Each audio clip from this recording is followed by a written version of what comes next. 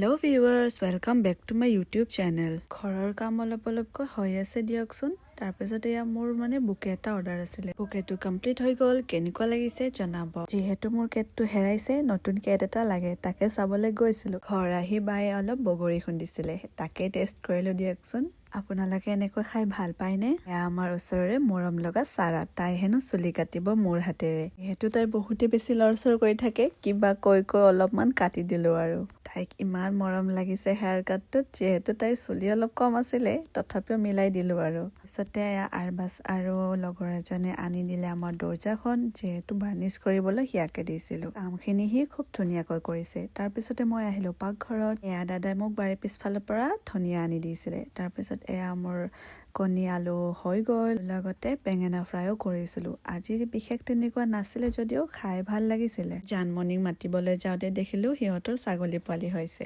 তাৰপিছতে আহি পালো মই এয়া দাদী ঘৰ। যিহেতু আমি আকৌ বগৰী খাম, সেইকাৰণে মই সিহঁতৰ তাতে বগৰী পাৰিবলৈ আহিছিলো। এয়া দেখিছেনে ইমানবোৰ পকি আছে।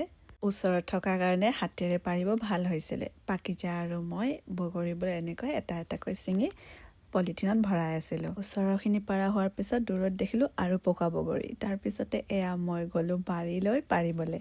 এই বগৰীডাল কিন্তু খাবলৈ বৰ সোৱাদ। পকা বগৰীকেইটা দেখি লোভ সামৰিবই নোৱাৰিলো। তাৰপিছত এয়া মই লৈ কেনে এটা খায়েই দি দিলো। বহুত টেষ্টি আছিলে বগৰীটো। পিছত আমি বহুত বগৰী পাৰিলো। এয়া আমাৰ কাচিফক লৈ আমাৰ ঘৰতে আহিলো। আমি এয়া ধনিয়া ল'ব আহিছিলো। যিহেতু আমি নিমখ জলকীয়াৰ লগতে ধনিয়া অকণ দিম ভাবিছিলো। ডাঙৰ বায়েক হোৱাৰ মজা দেখিছেনে? এয়া কাচিফ যিহেতু সৰু, তো পাকিজাৰ লগত এনেকৈয়ে থাকে সি কিন্তু অলপ বেলেগ ধৰণৰ, কাৰো কলাতে নাহে।